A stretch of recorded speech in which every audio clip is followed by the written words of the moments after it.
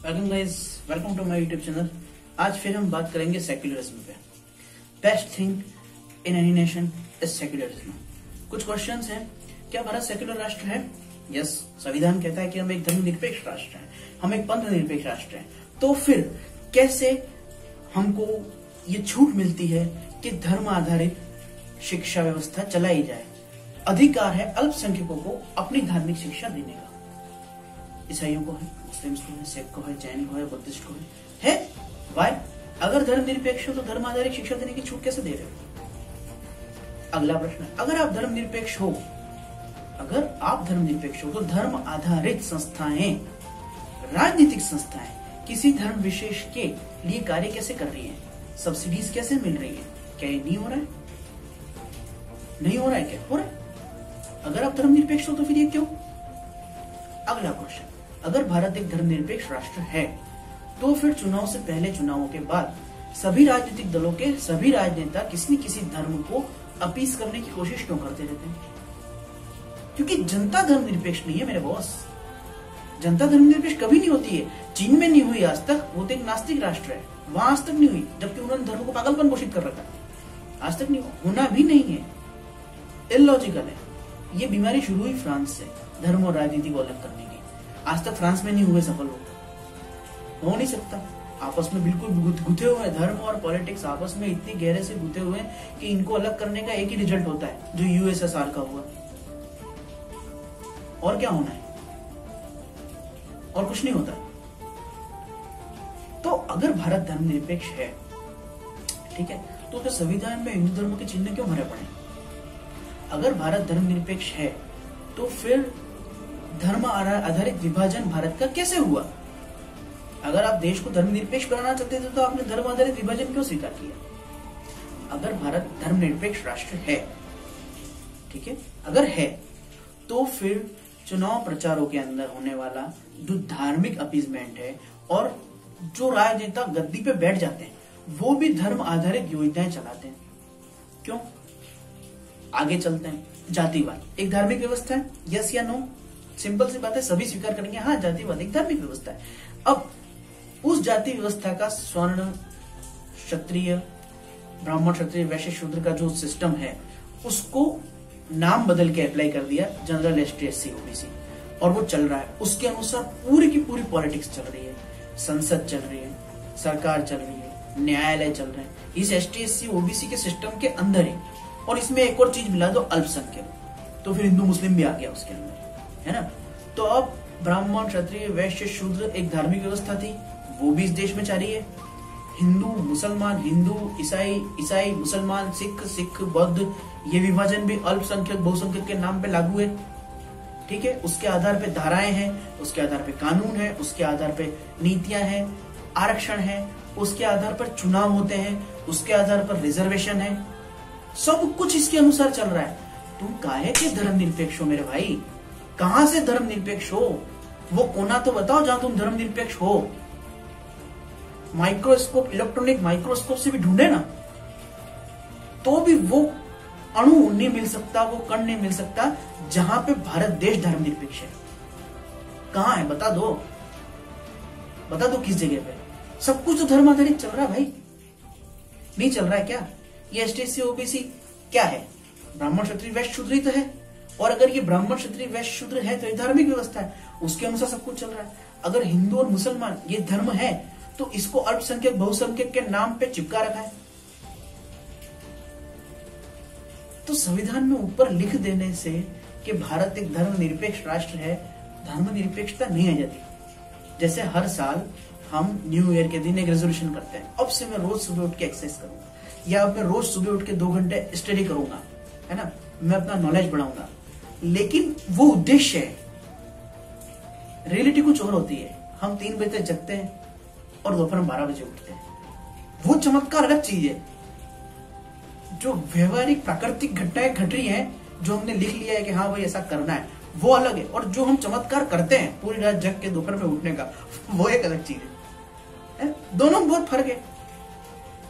उसी प्रकार से संविधान में लिख दिया है कि हम धर्मनिरपेक्ष हैं, लेकिन जो हम कर रहे हैं वो अलग है। तो ये जादू है, इसको मिरेकल कहते हैं।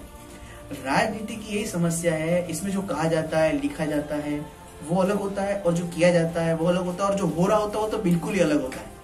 ये पॉलिटिकल की ट्रेजेडी है, पॉलिटिक्स की ट्रेजेडी यही है। वही डायलॉग है ना फिल्म का, जो मैं कहता हूँ वो मैं करता हूँ, और जो मैं नहीं कहता वो मैं डेफिनेटली करता हूँ, है ना। पॉलिटिक्स का क्या है, तू कह के देख फिर मैं क्या करता हूँ, तू कुछ कह ही मत, बस देख मैं क्या करता हूँ। पॉलिटिक्स का सिस्टम ही अलग है। यहाँ ना कुछ काला है ना कुछ सफेद है, और कुछ भी यहाँ पे काला और सफेद मिक्स ग्रेवी नहीं है। यहाँ बस अवसरवादिता है। ये पॉलिटिकल का सच है, एक पॉलिटिक्स का सच है कि यहाँ पे बस अवसरवादिता है। तो भारत कहाँ धर्मनिरपेक्ष है भाई? तो भारत की धर्मनिरपेक्षता कहाँ है, ढूंढ के बताओ। वो लक्षण, वो गुण, वो नैतिकता, वो नीति, वो नियम कोई बता दे कि यहां भारत धर्मनिरपेक्ष है। इस कोने में पड़े हुए इस धूल के कण के, इस अणु के, परमाणु के, इस केंद्रक के, नाभिक के, इलेक्ट्रॉन के या प्रोटॉन के ऊपर इतनी मात्रा का धर्मनिरपेक्षता भारत में पाया जाता है, बता दो। कोई नहीं बता सकता। सच्चाई है ये।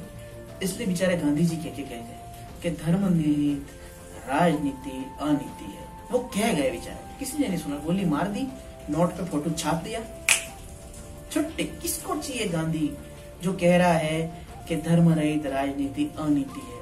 किसको चाहिए गांधी? सच बोल रहा है ना आदमी। आखिर उसको मौत मिली, सच कहना था, क्या करता? आज जहां वो है उसके साथ कोई नहीं, सच कहना था, क्या करता? जहां आप सच बोलोगे ना, सारी दुनिया सामने पत्थर खड़ी मिलेगी, सब विपक्ष में मिलेंगे। सच कोई नहीं सुनना चाहता। संविधान में लिखा हुआ भारत धर्मनिरपेक्ष है, लेकिन नहीं है। और मैंने इतने सारे प्रश्न पूछे, आप खुद बताओ। धर्म आधारित वजीफे नहीं है क्या? अल्पसंख्यक आयोग नहीं है क्या?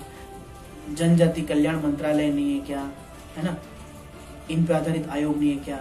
नगर पालिका, ग्राम पंचायत, राज्य की विधानसभाएं और राष्ट्र की लोकसभा, और राज्य विधानसभा और राष्ट्र की राज्यसभा, सभी संस्थाएं देख लो। क्या यहाँ धर्म आधारित चुन के लोग नहीं पहुंचते हैं क्या? विभाग देख लो, पुलिस विभाग, विद्युत विभाग, परिवहन विभाग, रेलवे का विभाग। क्या यहाँ धर्म आधारित लोग, जाति आधारित लोग किन्हीं नीति और नियम के कारण नौकरियों में नहीं पहुंच रहे हैं क्या? कार्यपालिका विधायिका में तो पहुंच ही गया, जुडिशरी में आ जाओ, क्या वहां ये चीजें नहीं है क्या? कहां नहीं है, किस जगह नहीं? बस नाम बदल दिया है। अगर ब्राह्मण, क्षत्रिय, वैश्य, शूद्र रखते तो सबको पता चलता है कि धर्म आधारित जाति व्यवस्था के अनुसार संविधान बन रहा है, सब ये समझ जाते। इसलिए क्या किया, उसको ST, SC, OBC कर दिया, जनरल कर दिया। अब नाम अलग है और उसके अनुसार चीजें चल रही है, धर्म आधारित चल रही है। धर्म ही तो कारण है उनका, इन व्यवस्थाओं का। अल्पसंख्यक बहुसंख्यक कर दिया, धर्म ही तो कारण है। वरना क्या है हज हाउस, वरना क्या है अल्पसंख्यक आयोग, ये जनजाति आयोग क्या है, ये समाज कल्याण विभाग क्या करता है, क्या हो रहा है? दिखने में, शब्दावली में ये स्पष्ट दिखता है कि लोक कल्याण के कार्य हैं, पिछड़ों को आगे लाने के कार्य हैं, अल्पसंख्यकों के उत्थान के कार्य हैं। शब्दावली में, कार्यों में हमको यही नजर आता है, पर गहराई में जब इसे आप छानोगे, इसको तोलोगे, तो आप देख लोगे कि ये सब धर्म के आधार पे हो रहा है। और संविधान कह रहा है कि हम धर्मनिरपेक्ष है क्या? नहीं, कॉमेडी। एकदम चकाचक धर्मनिरपेक्ष है। भारत जैसा धर्मनिरपेक्ष राष्ट्र दुनिया में कहीं भी नहीं है। अमेरिका अपने आप को कहता है हम धर्मनिरपेक्ष है, लेकिन एक भी प्रधानमंत्री है वहां का ऐसा नहीं हुआ, वहां का एक भी राष्ट्रपति, प्राइम मिनिस्टर नहीं होता, वहां प्रेसिडेंट होता, वहां का एक भी प्रेसिडेंट ऐसा नहीं हुआ जिसने बाइबल के ऊपर हाथ रख के शपथ ले लिया। देख लो, सरेआम सूरज चमक रहा है और हम रात कह रहे हैं। ब्रिटेन देख लो, धर्मनिरपेक्ष है, लेकिन स्पष्ट है वहां के संविधान में कि चर्च से सारी शक्तियां राजमुकुट को प्राप्त होती हैं और राजमुकुट की उन शक्तियों का उपयोग प्रधानमंत्री और संसद करती है। सिर पे 12 बजे का सूरज चमक रहा है, खुले आम चमक रहा है, और घोषणा कर रखी है, ऐलान हो गया है कि भाई रात है, कुछ नजर नहीं आ रहा है। सारे उल्लुओं ने फैसला दिया है। ये और नोट करने की बात है, सभी उल्लुओं ने मिलकर फैसला दिया है कि रात है, हमें कुछ नजर नहीं आ रहा है। राजनीति से ज्यादा कॉमेडी कोई चीज है ही नहीं। बस मुद्दा ये है कि समझ में आ जाए। और पॉलिटिक्स समझ में आ जाती है तो ट्रेजेडी हो जाती है, आदमी कॉमेडी कर नहीं पाता फिर कभी वो सिंसियर ही रहता है, ऐसा हो जाता है उसके, बड़ी बड़ी आंखें, बड़ी सी दाढ़ी,